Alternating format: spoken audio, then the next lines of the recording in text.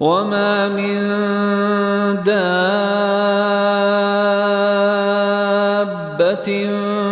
في الأرض إلا على الله رزقها ويعلم مستقرها ومستودعها كل في كتاب مبين পরম করুণাময় মেহেরবান আল্লাহর নামে।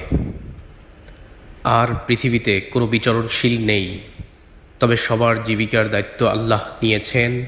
তিনি জানেন তারা কোথায় থাকে এবং কোথায় সমাপিত হয়।